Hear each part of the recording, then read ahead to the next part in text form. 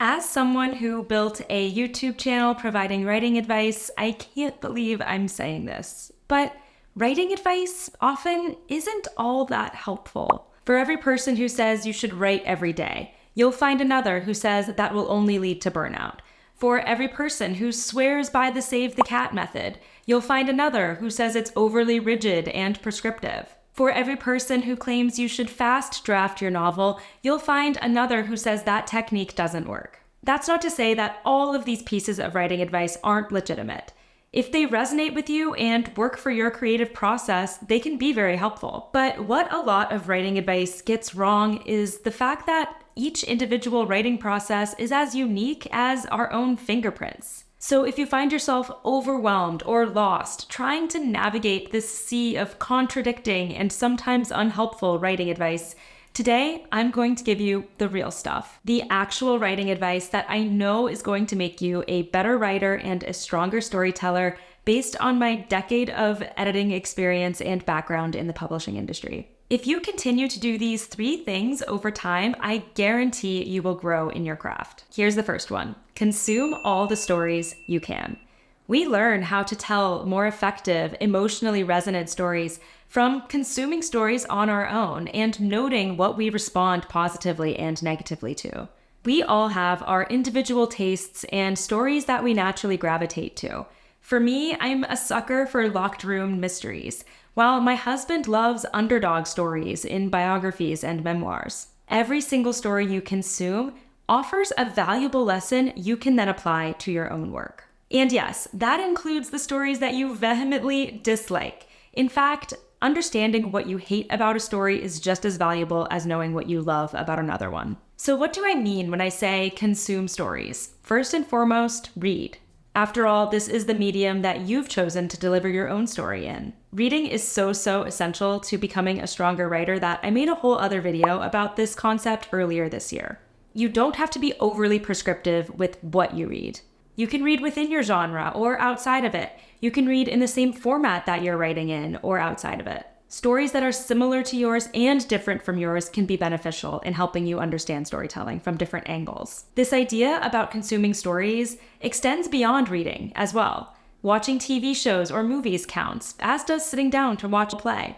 These are activities we might do for leisure, and we might not be actively thinking about our own storytelling, but they are beneficial to our craft as well. Engaging with each of these stories across these different mediums is going to teach you something about the art of crafting a good story, which is just as important, if not more important, than knowing how to string together a beautiful sentence technically. That said, if you do plan to be published and sell your book to readers, I do recommend reading recently published books within your genre as part of your mission to consume as many stories as you can. I posted on X and Threads a few weeks ago about this and got some responses from people who said that this would lead to creating cookie cutter stories that all sound the same. But reading recently published books within your genre isn't about copying what other authors are doing at all. It's about studying and understanding the publishing landscape that you will be entering. And don't underestimate the incredible talent in our contemporary literary community. There is so much to learn from them in addition to the literary greats from decades past. So that's real writing advice tip number 1. I have 2 more for you, but before we get into that, give me a thumbs up if you're liking this video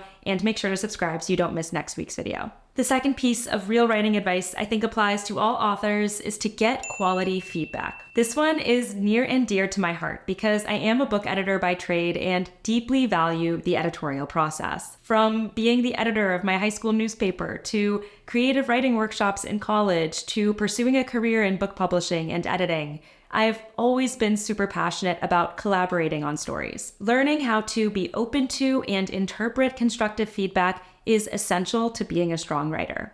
After all, you presumably aren't writing this story just for yourself, but to touch other readers emotionally. To do that, you must understand how your writing is coming across to someone other than you, and where you can improve it to achieve your intended emotional effect. I'm not going to lie to you.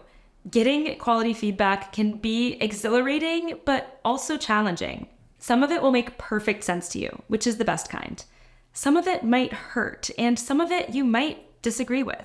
But this feedback is going to teach you so much more than generalized writing advice that you read online, because it's going to be tailored to your specific writing and story. But be very careful, selective, and strategic in asking for feedback. Feedback is only as good as the person providing it.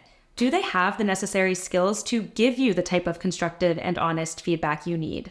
You also want to make sure that you're in the right stage of the drafting process to get constructive feedback, because getting feedback too early or too late can be counterproductive.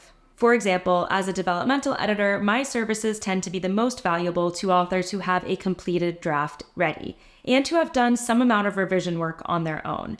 That's where I can come in and help them see the blind spots in their story and help them take it to the next level and achieve all of the things that they want to. Finally, the last piece of real writing advice is both the easiest and the hardest to implement. Return to the page.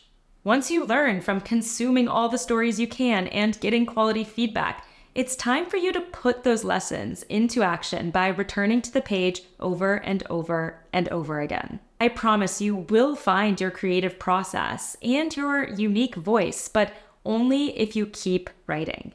I see a lot of writers get discouraged when their writing isn't where they want it to be on the first try. But this romantic notion that good writers spit out a perfect story on their first draft is completely false. Most first drafts are messy, clunky, and unpolished. That's how they're supposed to be. Allow yourself to just get the raw words on the page. And remember that a huge part of the writing process is revising what's already been written. So embrace revision as something to look forward to rather than something to fear. Understand that writing is a lifelong skill. It's not something you can learn and then check it off your list. It's a muscle that will only get stronger if you continue to train and flex it. But like any training, take it at your own pace. If writing every day works for you, then do that.